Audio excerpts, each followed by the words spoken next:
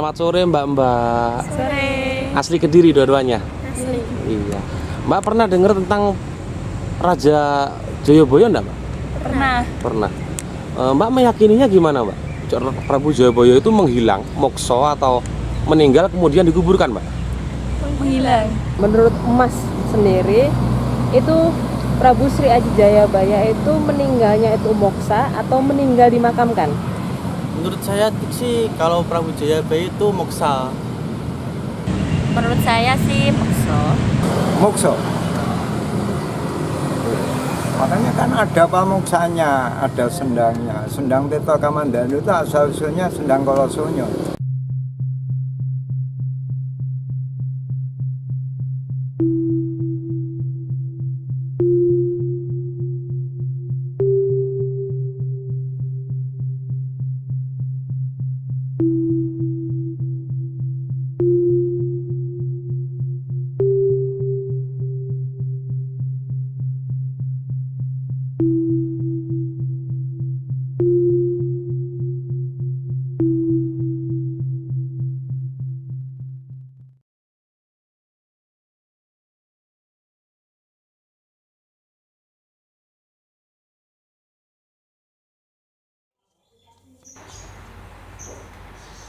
Halo Sobat Jawa Undercover.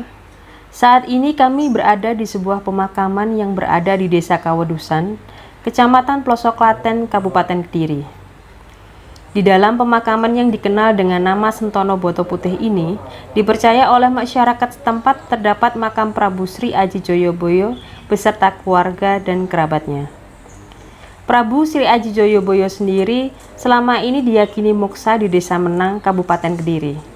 Dan di sana terdapat petilasan yang dianggap sebagai tempat pamuksan beliau Sri Aji Jayabaya.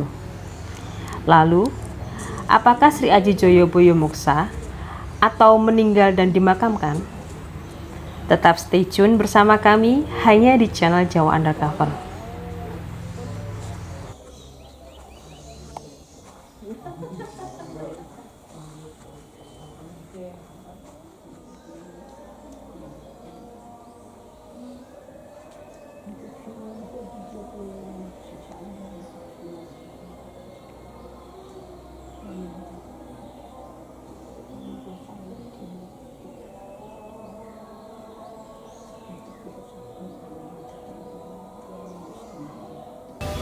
Ya, halo Sobat Jawa Undercover, saat ini kami berada di salah satu makam yang diyakini oleh masyarakat sebagai makam Eyang Samiaji Sri Aji Jayabaya. Dan sudah bersama kami Mbah Katinem. Mbah Katinem, juru kunci dari makam Eyang Samiaji Sri Aji Jayabaya ini. Ya, Nggih. Mbah, saged Mbah ceritaken kados pundi ini, kados pundi sejarahipun makam. Nggih, monggo. Sing wonten Menang menika panglerenan. Nggih. Nggih. Nalika jamane tasik bapat niku leren ndamel belik, damel ngombe kalih adus. Sak bibare niku nilar kuluk kalih baju. Nggih. Lajeng lamur laku wangsul dateng riki, dateng Kawedusan, nggih. Wong Kubana mungel nek reja tak jenengne Menang. Lho, yang ini ku wangsul dateng Ngulurjo Kawedusan Boto Putih niki, nggih. Ndah. Niki nami-namine nggih. Senopatine Rahyon Wangking Raden Said. Prameswarine Yang Aji Dewi Sarawati. Anak mantu jenenge samaran Jaya Amijaya, namine Panji Asmara Bangun. Putrane Yange Dewi Sekartaji, samarane Dewi Satami. Lajeng Rahyon Tumbal menika Gajah Mada. Rahyon Tumbal niku samaran Rahyone Tumbal, asline Gajah Mada. Lajeng Mayangkara yang pekik niku ingkang Nenggo Sumber. Nggih. Lajeng Nini Rukem niku kauangan.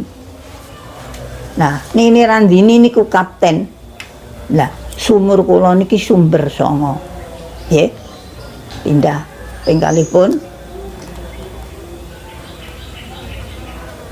Lajeng niki nyuwun malih napa? Ngoten. Dados ingkang dateng mriki niku wonten pinten makam? 13. 13. Nggih. Lah nggih niku wau. Lajeng Sri Aji Jayabaya. Lajeng niku enten niku Tri Tanjung, Putri Tara, Dewi Tari. Niku 13. Sing sumari wonten iki. Nggih. Termasuk Sendang Songo. Sumber Songo. Sumber Songo niku sumure kula niku. Dateng mriki. Sumur kula niku Sumber Songo. Niku sumbere yange. Sumber Songo niku nek tiyang lara nek nyuwun toya teng mriku kangge ngombe kangge tombo. Nah, milane niku kula tutup, kula sukani timba. Teng pawon kula sanyu, teng jeding kula sanyu. Dados kagem napa kagem jampi-jampi jampi nggih. Kagem tiyang ingkang sakit nggih, napa napa ngoten. sesuai kegunaan dan keinginan. Nggih, ngoten. Nggih. Mbah saged dipun napa ditunjukaken makamipun Eyang Sri Aji Jayabaya ingkang pundi, Mbah? Ing pundi ngoten to? Ingkang pundi? Lah niki. Niki lho. Niki Sri Aji Jayabaya niki. Lah sampeyan nek pun dudu to, nika Senopati. Nika Prameswarine anak mantu putrane.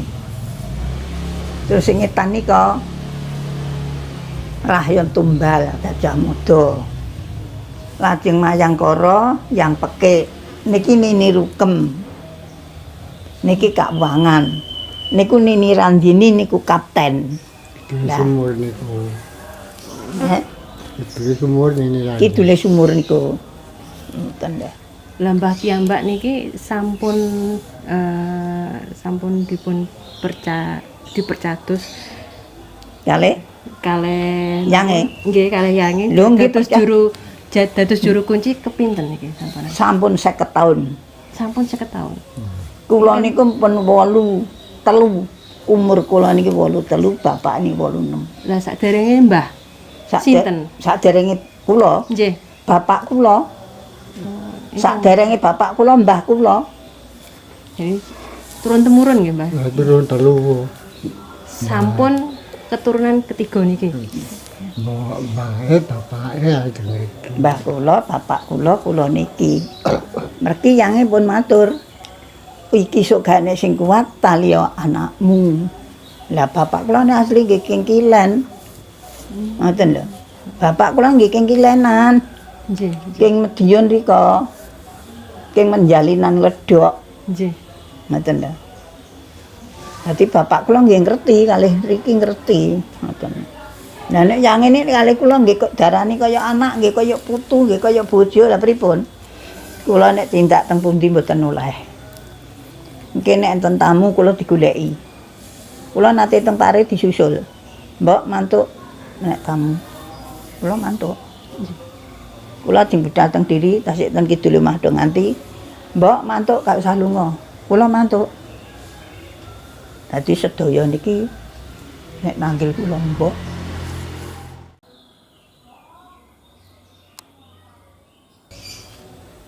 Asli masih kita tenan asli. Saman golek teng pundi mboten petuk nggih ten riki niki. Saestu. Sobat Jawa Undercover, inilah makam yang diyakini oleh masyarakat setempat sebagai makam Eyang Samiaji Sri Aji Jayabaya atau Prabu Jayabaya. Dan di sekitar makam Eyang sendiri terdapat 13 makam. Itu yang diyakini sebagai makam dari kerabat Eyang Sri Aji Jayabaya ini.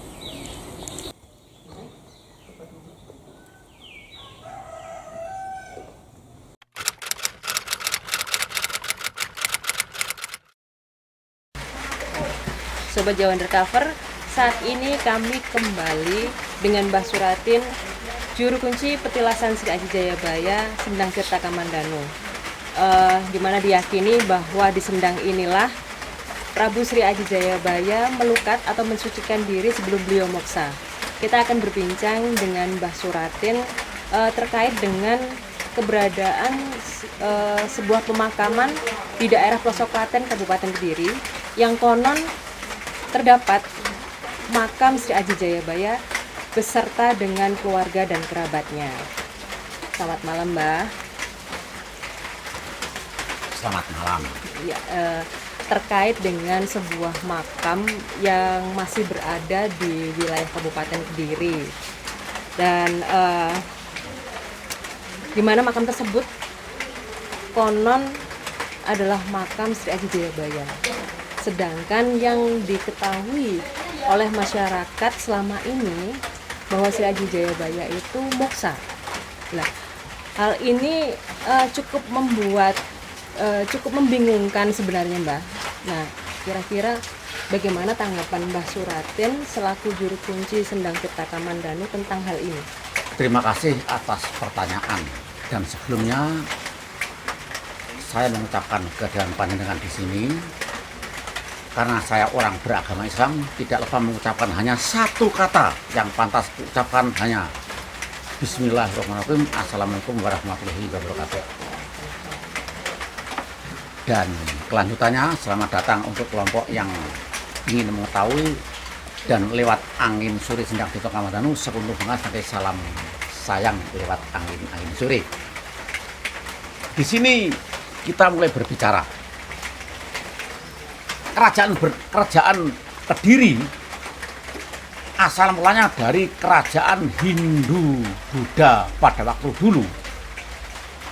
Di antara peperangan Hindu dan Buddha, yaitu kerajaan Hindu dan kerajaan Buddha pada waktu dulu bertempur, namanya adalah di zaman Hindu, zaman kerajaan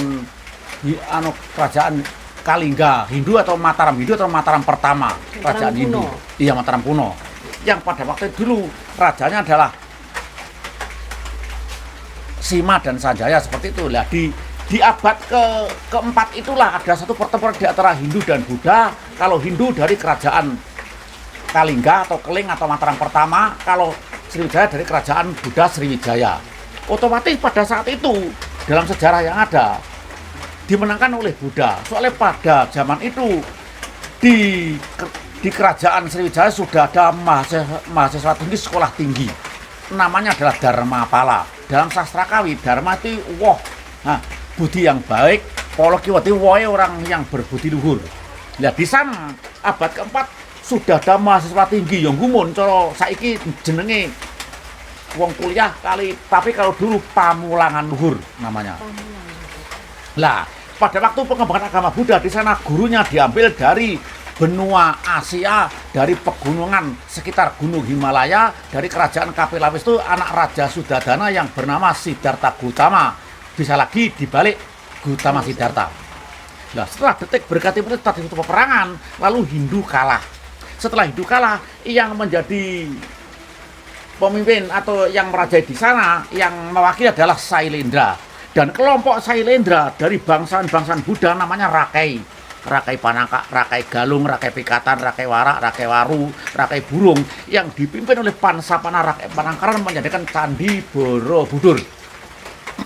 Setelah Candi Borobudur berakhir, untuk bangunnya secara diam-diam laskar dari keturunan Hindu melarikan diri ke Jawa Timur.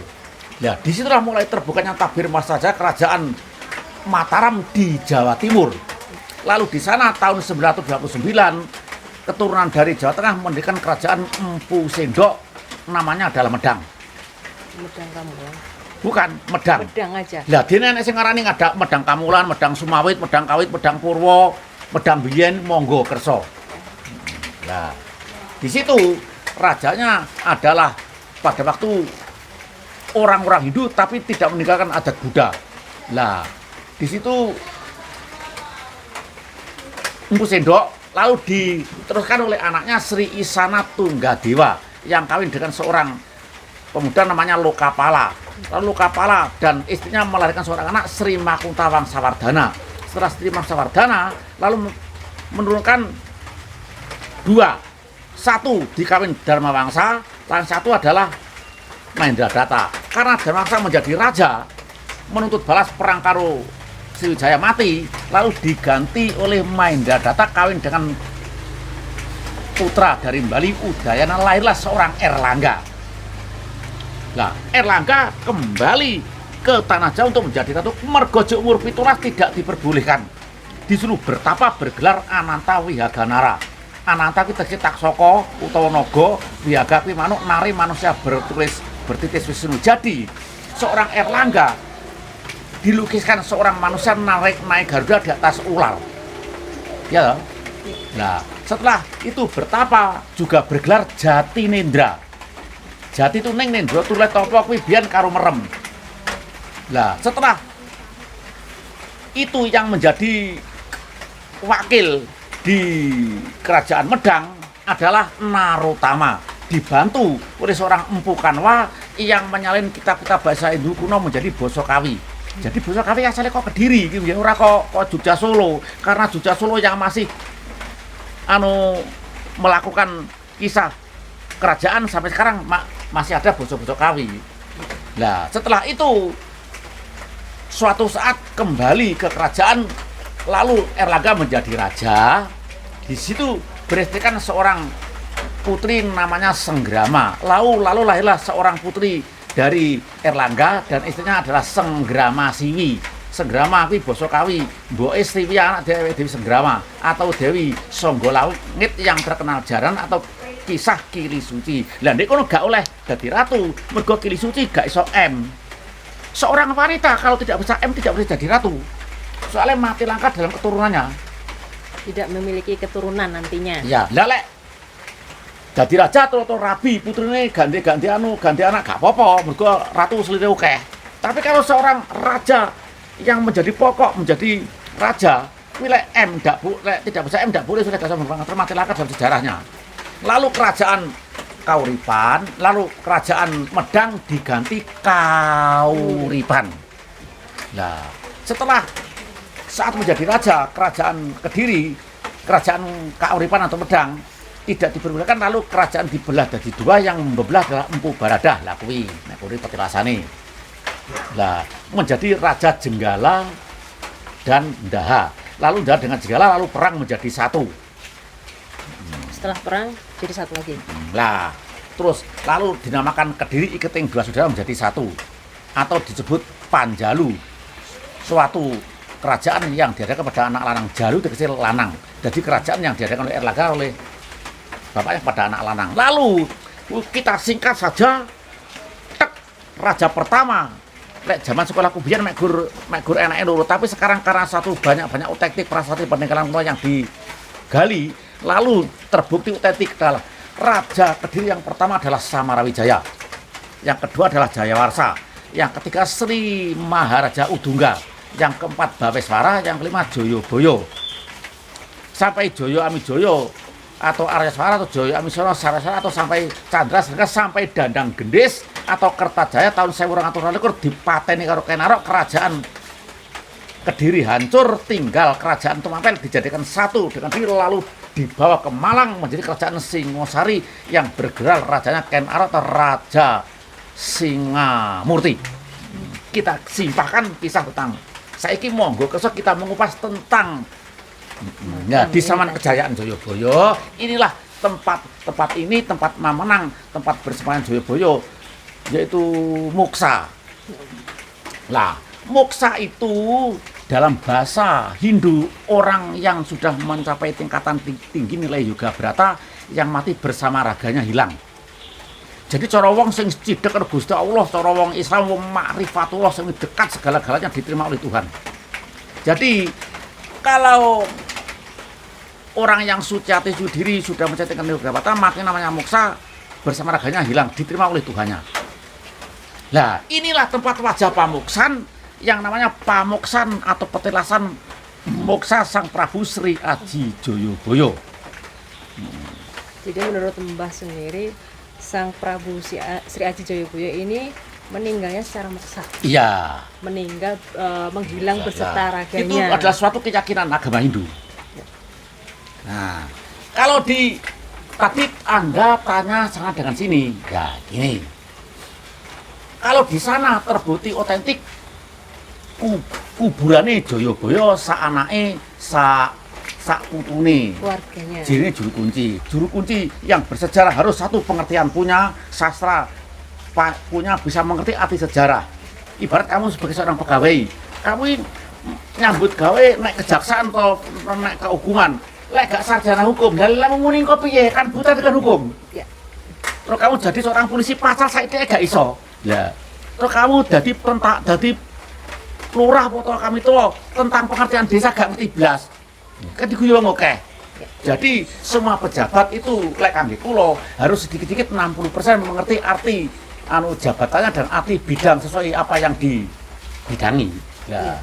Ini bukan penghinaan, tapi ini suatu kritik yang membangun. Lah monggo nanti kata-kata kula niki sing apik dipakai, yang tidak pakai disampaikan dulu. Dicarikan satu perbandingan atau satu bahan renungan. Nah, monggo dalam cerita kita ini yang membudaya sing kurang baik mungkin diperbaiki, yang baik dipermodern. Berarti aku mau ngono kuwi. Lah, ya. Oke. Kira gini. Lek Jayabaya karo kono kok kene kok gak padha. Lah. Ya, itu yang jadi Aku membingungkan. tak cerita. Aku ya orang ngomongin kono, tapi ya gue cerita. Kalau orang Hindu matinya muksa atau matinya kalau raja dibakar, dilarung, dijadikan, diabukan. Nah, bentuknya merupakan satu petilasan yang dikenang, diluruskan, dilestarikan. Tapi kalau orang Islam mati nih kuwi dikubur atau dimakam jasadnya dipendem nek lemah kuwi.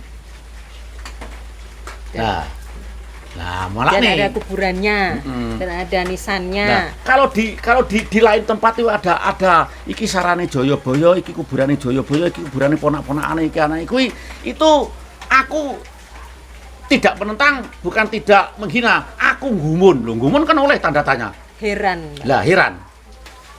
Nah, terus kayak apa lagi? Kok ada orang iki kuburane Jayabaya, iki bojone Jayabaya, iki anake, iki ponakane lho. Aku dhewe juru kunci sebagai narasumber sejarah gede gak roh e.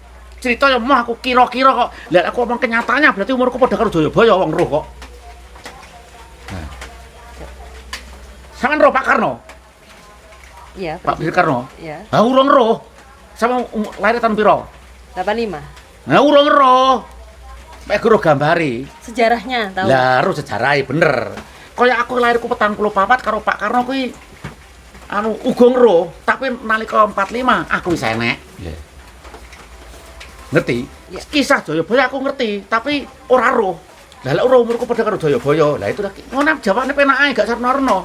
Itu bukan politik agama, bukan politik budaya, politik yang bersifat membangun. Monggo yang kurang baik diperbaiki, yang baik dipermodern. Lah, gini. Lek Jayabaya kuwi meng lek lah ndek kono kuwi kalau dia itu ada maisane berarti Jayabaya kuwi termasuk sejarah Islam di sana. Lah lek sejarah Islam Jayabaya kuwi bener. Lek orang-orang Hindu matine petilasan. Tuh yo iki bener gelare Sang Prabu Sri Haji Jayabaya. Semua orang yang beragama Hindu kalau jadi raja gelarnya Sang Prabu. Lah lek raja Islam jenenge Sultan. Ya ndek kono, lek iki nek kono anak-anak kuburane Jayabaya dudu iki kuburane Sultan Sri Haji Jayabaya mesti ngono. Raja besar kuwi. Ora enek kok wong Islam gelare Prabu. Lek nek orang Islam kuwi ngarani ratu, Islam jenenge Prabu kuwi les sekolah kuwi ora tutup menawa ngono. Gak selesai. Jadi bisa kalau kita sebagai seorang pengertian tinggi perbedaan satu. Kalau dinamakan suatu sejarah, bukti otentik, prasasti peninggalan kuno itu ada. Ya. Lek kene kuwi jenenge cerita rakyat. Ya. Tutur tine kowe ora ngomong sapa mbahku karo pakku, mbok sapa njutku, canggaku biyen. Akhirnya terus sing kuwi tanpa bukti hanya otentik. Soalnya pada waktu dulu orang siji nggon pesantren, nggone wong ngaji, nggone wong paguyuban biyen, nggone wong kerajaan biyen, pasti bukti tatiknya ada. Sing pokok sandinge mesti enek sumur, mesti enek kali utawa sumber peninggalan kerajaan. Mergo pada waktu kuwi biyen merupakan satu patetan sing berkaitan dengan adanya air. Nah itu. Lalu lek di sana Moksa Jayabaya gelarnya Sang Prabu dari Hindu. Soalnya di sini pada waktu dipugar kata-kata Islam tidak ada, tulisan-tulisan Arab juga tidak ada. Aku wong asli kene. Jadi menunjukkan wis Sang Prabu Siraji, berarti itu adalah peninggalan dari kerajaan Hindu. Lah ndek kono kowe mau kok enek maisane. Itu kangge aku yang ini bukan aku menentang, bukan hanya gumun. Di ndek kono kene petilasan Jayabaya. Sak dulure saiki iki ya wis ben iku urusane kono. Oh ndek kono ada juru kunci atau orang yang menceritakan, wah iki desa ki nek kuburane Jayabaya, iki ponakane Jayabaya, iki putune, iki anake, iki ya monggo kuwi hae kono dhewe. Dene kono menceritakan iki turune Dasamuka ya monggo. Lah ndek kono enek suatu cerita lek Jayabaya kuwi nek kono agama niki ya monggo. Lah ndek kono dienekne aja meneh satu petilasan Jayabaya, gawe petilasan 22 kas ora apa-apa hae desa kono. Nggih to? Desa mawa cara, negara mawa tata. Ya setiap desa mempunyai satu pengertian yang bersifat desawan atau otodes. Lah terus saya duit kewenangan dewi-dewi. Nah itulah seperti cerita kami lampirkan, kami sampaikan kepada panjenengan. Bila nanti ada suatu kurang yang kita utarakan, monggo kita saling bertanya dan saling berpengertian. Nah ini sifatnya berbicara tentang budaya yang bersifat membangun. Nah, dalam cerita tadi sudah utarakan yang kurang baik dalam cerita monggo diperbaiki, yang baik dipermodern. Bila kata-kata nanti ada yang tidak cocok, jangan dibuang, dijadikan satu perbandingan untuk satu bahan renungan bagi orang yang berpendidikan tinggi. Siap. Salam. Mbak. Ya. Terima kasih Mbak atas penjelasan dan tanggapan Mbak tentang mengenai pemakamannya.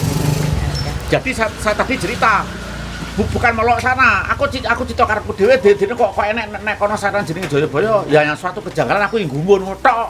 Iya. Dene kono enek ngedekne Petan Jayabaya kabeh 22 kok 100 kan apa-apa lek kuat. Siap. Itu haknya desa sana. Siap. Terima kasih Mbak. Gitu Mbak. Oke. Monggo. Ya, Sobat Jawa Undercover, demikianlah wawancara kami dengan Mbah Suratin terkait dengan keberadaan pemakaman yang terdapat makam Sri Aji Jayabaya. Ada yang perlu saya sampaikan di sini bahwa saya hanya menceritakan apa yang tim kami telusuri, pengalaman apa yang kami dan saya dapatkan dan rasakan. Tentang Sri Aji Jayabaya Moksa atau meninggal dan dimakamkan, yang mana yang Anda percayai itu adalah hak pribadi Anda masing-masing. Tentang kebenaran yang sebenar-benarnya tetaplah rahasia alam semesta. Tidak ada yang perlu diperdebatkan karena ini hanyalah sebuah hiburan dan akan lebih bermanfaat jika ini menjadi sebuah pengetahuan. Terima kasih Sobat Jawa Undercover, sampai jumpa di episode berikutnya.